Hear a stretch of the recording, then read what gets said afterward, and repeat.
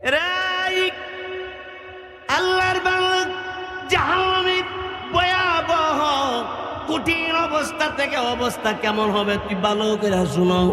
জাহান্নামের আগুন আল্লাহ রব্বুল আলামিন তাফসীরুল মানিতে লেখে একদিন আর দুই দিন নয়, 1000 বছর জাল দেওয়ার পরে আগুনটা সাদা দবদব হয়ে গেছে। আল্লাহর তাজাল্লির মাধ্যমে আবার 1000 বছর জাল দেওয়ার পরে আগুনটা লাল টকটক হয়ে গেছে। আল্লাহর তাজাল্লির মাধ্যমে আবার 1000 বছর জাল দেওয়ার পরে ওই জাহান্নামের আগুন কালো কসকস হয়ে গেছে।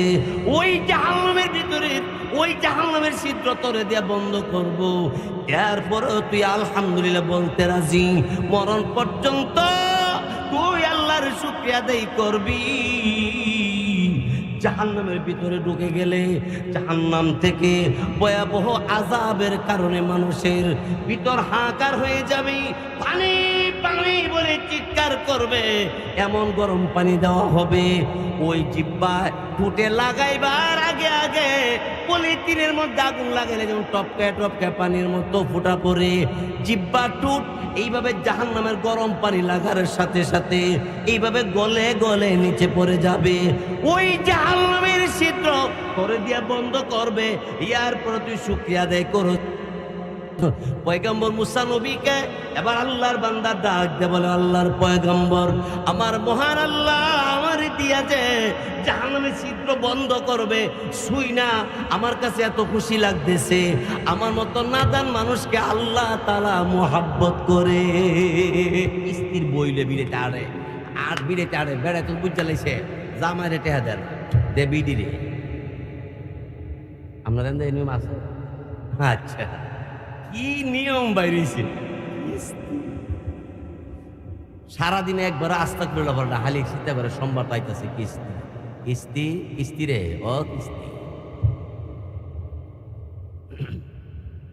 দেখবেন মহিলারা একটা বই লইলে এই এফারাতে এফার দেয়, সার আবার বুদ্ধি আছে।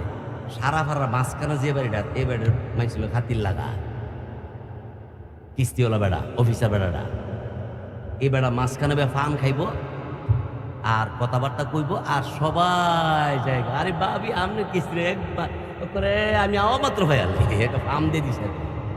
ভিডিও পরের দিন আয়াক সুদূর ফেটে আনলো, সারের লোকে গলত করণ যেত না, সারের লোক উল্টা পাল্টা করণ যেত না।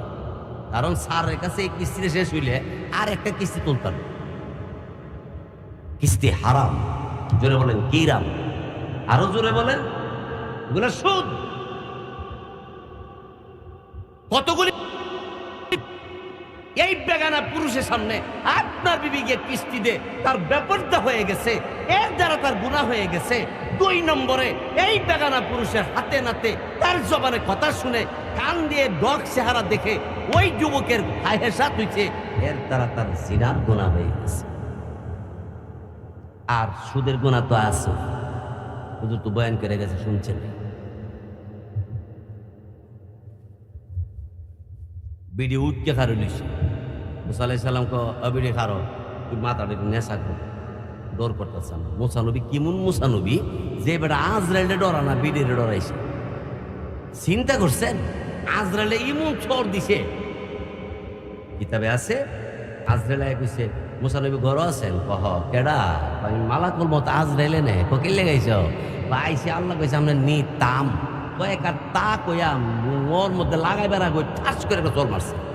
মুসানবী চর মারছে পরে মুসানবী চর খাইয়া হযরতে জিবরাইল আজরাইল আলাইহিস সালাম একটা দুধ আল্লাহর কাছে গিয়া কইছে আমি আর মানুষ মারতাম যাইতাম না। আল্লাহ কো কে রে, আমার চয়ের সেন্ট আল্লাহ রেলিছে। ও কেডা? ও মুসানবী। বালা যে বাইচাইছি যাতায়াত হলে সুইটাই তাল্লাম নইলে আর আমি যাইতাম না। বাংলাদেশের সংগ্রামে পরে মানুষ যে চালা হইব উঠাইলে উঠাইতাম যাইতাম না। আল্লাহ কো না তোমার আর দেখতো দেখতো না আমি ব্যবস্থা করে দিব। কেন?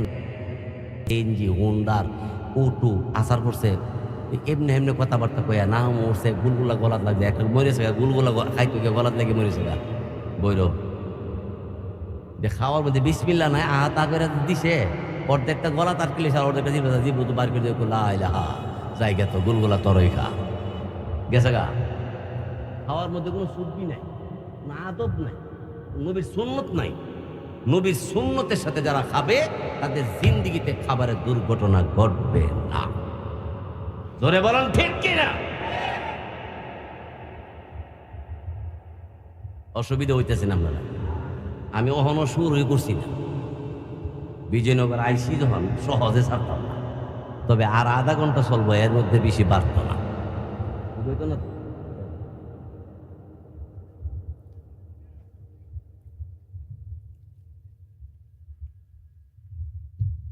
হযরত মুসা আলাইহিস সালাম কো, ও মহিলা, মাথাটা নেশা করো না। মহিলা কো, আল্লাহ কি কইছে হিডা কো। মুসা নবী কো, আল্লাহ কইছে তুমি ইস্তেগফার পড়তা আর বেশি বেশি করে আল্লাহর শুকরিয়া আদায় করতা। বিড়ির কইতি দিরি বিড়ি মত লারা দিছে, এক কলারা দিয়ে। মহিলা ডাক দিয়া কয়, আমার আল্লাহর ইস্তেগফার করা, শুকরিয়া আদায় করা আমার পক্ষে সম্ভব হইতো না। আল্লাহকে সম্ভব না হইলে তোর আর আস্থা রাখতাম না। আল্লাহ বাতাস পাড়াই দিছে, ঘর দর সহ মহিলার উড়াই লেগেছে। আল্লাহ পারবো নি? এবার আইসে প্রতিবন্ধী যে মানুষ, হাত নাই পাও নাই, লোকটি ডাক দিয়ে বলে, কি গো মুসা নবী, আমার সালাম গ্রহণ করুন। আর একটা কথা আপনার কাছে পয়গম্বর, মহান আল্লাহ রব্বুল আলামিন আমার মতো মানুষ কেন বানাইল? আমি খেতে যাইতে পারি না, কোনো কাজ করতে পারি না, কারো কাছে যাইতে পারি না। কেউ যদি আমাকে উঠাইয়া না বসায়া দেয়, আমি বসতে পারি না। কেন গো আল্লাহ রব্বুল আলামিন আমাকে কেন বানাইল? আজারা বানান কেরে বানাইছে? মুসা আলাইহিস সালাম চিন্তা করে, এমনি অসুস্থ যদি বলি তোরে দিয়া জাহান্নামের ছিদ্র বন্ধ করব, লোকটাকে বলতে হইলে আর আমি ঈমান রাখতাম না, জানে কোন সেতা সেতে হে।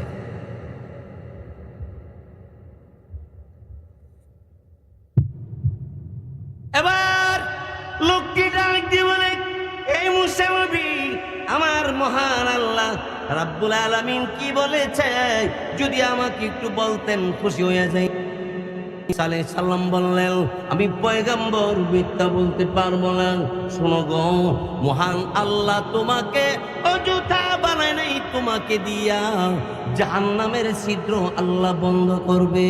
আল্লাহর বান্দা শুনে পয়গম্বর মুসা নবীকে বললেন, পয়গম্বর গো, আমি মনে করেছিলাম আমার আল্লাহ বুঝি আমার অমনি বানাইছে, আমার মতো লোক মনে এমনি বানাইছে, কোনো কাজ নয়। এই পয়গম্বর মুসা নবী, মহান আল্লাহ পাক রব্বুল আলামিন আমার মতো বান্দাকে, আমার মহান আল্লাহ আমারে দিয়া জাহান্নামের ছিদ্র বন্ধ করবে। তাইলে আমার আল্লাহর তালিকার ভিতর আমার নামটা লেখা আছে। আমার দয়াল আল্লাহ আমার মতো নাদান নাখান্দার দিয়া আমার আল্লাহ যেহেতু জাহান্নামের ছিদ্র বন্ধ করবে, আল্লাহ যেহেতু একটা কাজ আমার দিয়া করবে, আল্লাহ আমারে ভালো করে চিনে। আমার আল্লাহর অন্তরে, আমার আল্লাহ রাব্বুল আলামিন কুদরতি অন্তরে আমার ভালোবাসা আছে। এই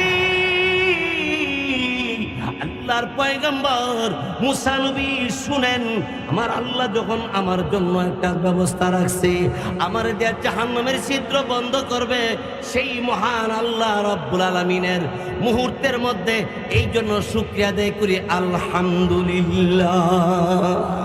সবাই বলে আলহামদুলিল্লাহ। আবার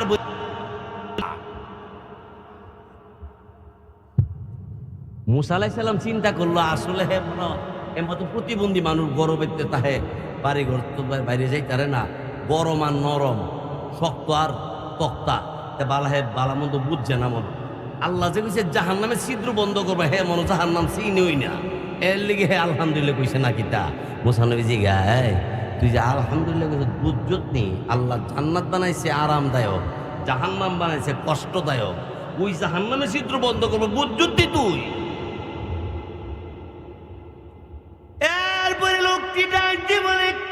এই পয়গম্বর, এখন থেকে যতদিন আমি বেঁচে থাকবো ততদিন পর্যন্ত আমার আল্লাহর শুকরিয়া আদায় করতে থাকবো। আমার প্রভু, আমার রব, আমার সব, আমি সেই রবের দরবারে শুকরিয়া আদায় করব।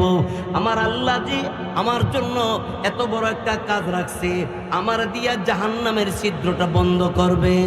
এই পয়গম্বর মুসা নবী,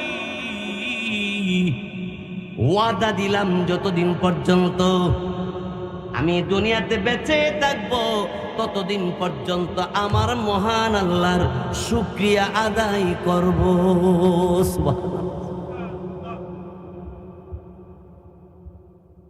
যেই মাত্র কথা মুসা নবী কো দে, জাহান্নামের ব্যাপারে তো জানাই নাই, তারপর আমি তোকে কইছো আল্লাহর বাংলা জাহান্নামের ভয়াবহ কঠিন অবস্থা থেকে অবস্থা কেমন হবে তুই ভালো করে শুনো। জাহান্নামের আগুন আল্লাহ রব্বুল আলামিন তাফসীরুল মানিতে লেখে, একদিন আর দুই দিন নয়, 1000 বছর জাল দেওয়ার পরে আগুনটা সাদা দবদব হয়ে গেছে। আল্লাহর তাজাল্লির মাধ্যমে আবার 1000 বছর জাল দেওয়ার পরে আগুনটা লাল টকটক হয়ে গেছে। আল্লাহর তাজাল্লির মাধ্যমে আবার 1000 বছর জাল দেওয়ার পরে ওই জাহান্নামের আগুন কালো কসকস হয়ে গেছে। ওই জাহান্নামের ভিতরে ওই জাহান্নামের ছিদ্র তোরে দিয়ে বন্ধ করব। এরপরেও তুই আলহামদুলিল্লাহ বলতে রাজি, মরণ পর্যন্ত তুই আল্লাহর শুকরিয়া আদায় করবি। জাহান্নামের ভিতরে ঢুকে গেলে জাহান্নাম থেকে ভয়াবহ আযাবের কারণে মানুষের ভিতর হাহাকার হয়ে যাবে, পানি পানি বলে চিৎকার করবে, এমন গরম পানি দেওয়া হবে। ওই জিহ্বায় ঠোঁটে লাগাইবার আগে আগে পলিথিনের মধ্যে আগুন লাগাইলে যেমন টপকায় টপকায় পানির মতো ফোঁটা পড়ে, জিহ্বা ঠোঁট এইভাবে জাহান্নামের গরম পানি লাগার সাথে সাথে গলে নিচে পড়ে যাবে। ওই জাহান্নামের ছিদ্র করে দিয়া বন্ধ করবে। ইয়ার পরে তুই শুকরিয়া আদায় করস, বুঝে আসলো না। পয়গম্বর মুসা নবীকে এবার আল্লাহর বান্দা ডাক দে, বলে আল্লাহর পয়গম্বর, আমার মহান আল্লাহ আমার দিয়া যে জাহান্নামের ছিদ্র বন্ধ করবে, শুই না আমার কাছে এত খুশি লাগতেছে। আমার মতো নাদান মানুষকে আল্লাহ তাআলা মুহাব্বত করে। আল্লাহ যে আমারে মোহাব্বত করে আমার বিশ্বাস হয়ে গেছে গা, আমি এখন থেকে শুকরিয়া আদায় করবো। আল্লাহ জিবরাইল ডাক দিয়েছে, ভাইরা আমার, জিবরাইল ফেরেশতা আল্লাহ পাক রব্বুল আলামিন তিনি ডাক দিয়ে বলেন, জিবরাইল যাও গো যাও, তুমি আমার পয়গম্বর মুসা নবীর কাছে যাইবা। আমার পয়গম্বর মুসা নবীকে বলবা, আমার যে বান্দাটা এতদিন পর্যন্ত অসুস্থ প্রতিবন্ধী, ইয়ার পর বান্দাকে জাহান্নামের ছিদ্র বন্ধ করব। পয়গম্বর মুসা নবীর কাছে জানানোর পরে আমার বান্দা আমাকে বলে না, আমার শুকরিয়া আদায় করতে পাগল দেওয়া না, এমন বান্দাকে আর কোনোদিন আমি অসুস্থ রাখবো না, জাহান্নামের ছিদ্র তার বন্ধ করা হবে না। আমি আল্লাহ জিবরাইল তোমার অর্ডার করলাম, আমার বান্দার শরীরের মধ্যে তুমি হাত, অপরদিকে আমি প্রতিবন্ধী মানুষটারে সুস্থ করিয়া দিব। যারা অল্প পাইয়া বেশি খুশি হবে, আল্লাহ তাআলা বেশি বেশি বেড়া বাড়াইয়া দিবে। অল্পতে খুশি পয়গম্বর মুসা নবী এমন ডাক দিয়ে বলে, কিরে জিবরাইল কি খবর? খবর হলো আল্লাহ পাক রব্বুল আলামিন তিনি পাঠাইছেন আপনাকে সালাম জানাইছে, আর বলেছে মুসা নবী গো, আল্লাহ তারে দিয়া জাহান্নামের ছিদ্র বন্ধ করবে শুইরা। লোকটা যখন আল্লাহর বলেন, আল্লাহর রহমতের দুনিয়ার মধ্যে জোশ মারছে। আমার আল্লাহ পাক রব্বুল আলামিন,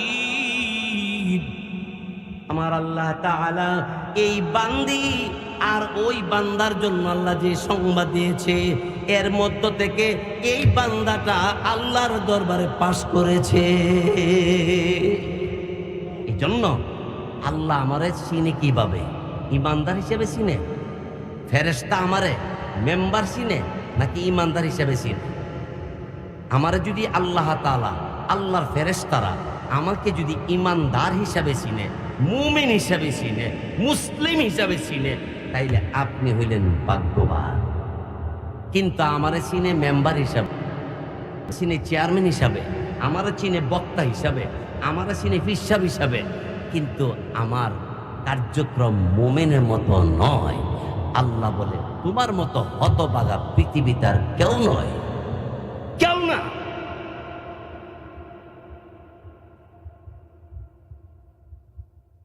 বায়ের আমার, বন্ধুরা আমার, এরপরে শুনেন আমার নবীজি তিনি হাদিস শরীফের মধ্যে ইরশাদ করেছেন, قال النبي صلى الله عليه وسلم من بطأ به وعمله لم يسرع به نسبا। রাসূল বলেন, যার আমল ভালো তার দাম আল্লাহর কাছে 7 আসমান 7 জমিনের মাঝখানে আরো যা কিছু আছে সবার চাইতে বেশি। আর যার আমল ভালো না, তার বংশের পরিচয়ের মাধ্যমে তাকে আগায়া নেওয়া সম্ভব হবে না, এগিয়ে যাওয়া তার পক্ষে সম্ভব হবে না। কিন্তু আমল যদি ভালো হয়, যদি বাবা উঠো চালায়, যদি আমল ভালো হয়, যদি ঘরের বেড়া টাইলস না খোলার বেড়াও হয়, বাঁশের বেড়াও হয়, তার দাম আল্লাহর কাছে 7 আসমান 7 জমিনের চেয়ে আরো বেশি। আরেক জায়গায় নবীজি বলেন, একজন মুমিন মুসলমানের দাম 24, কারণ মুমিন বান্দা বেহেশতের প্যাসেঞ্জার, বসবাসকারী।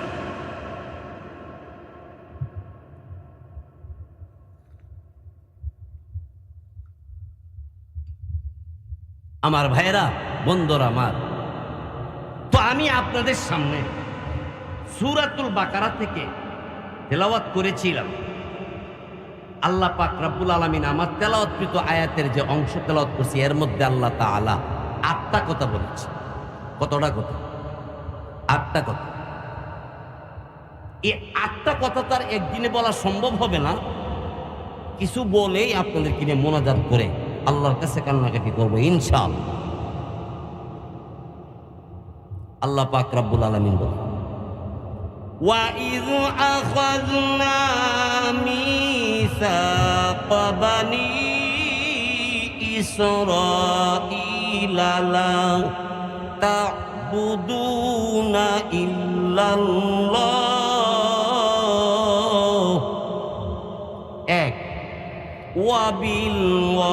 وَبِالْوَالِدَيْنِ إِحْسَانًا 2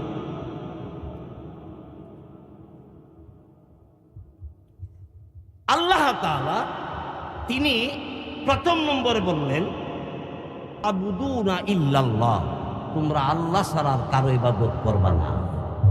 মুসলমান কার ইবাদত করব? আরো জোরে কর।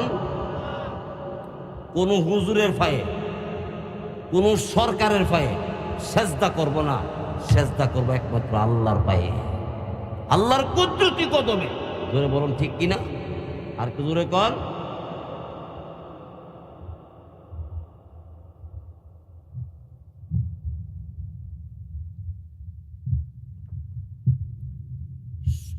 অর্থাৎ আল্লাহ রাব্বুল আলামিনের কুদরতি কদমে আমি সেজদা করব, পৃথিবীর কারো কদমে নয়। ঠিক না?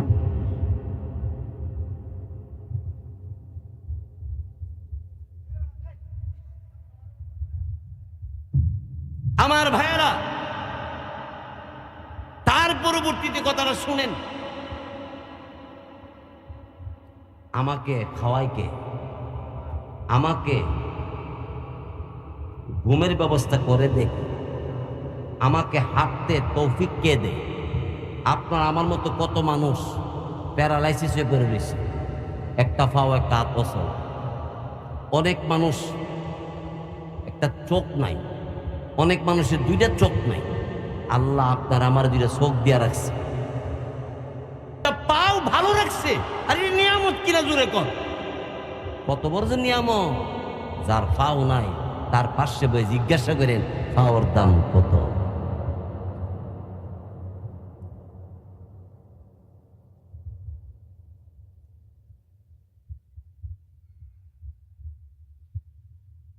লা তা'বুদুনা ইল্লাল্লাহ এক ওয়া বিল ওয়ালিদাইনি ইহসানা ওয়াল ইয়াতামা ওয়াল মাসাকিন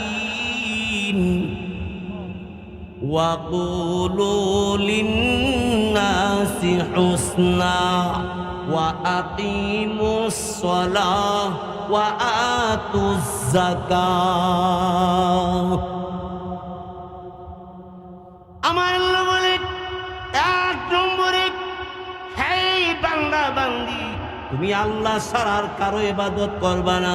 আমার নবীকে লক্ষ্য করে আল্লাহ রব্বুল আলামিন তিনি ডাক নবীজি গো, আল্লাহ ব্যতীত আর কারো ইবাদত করবে না, একমাত্র আল্লাহর ইবাদত করবে।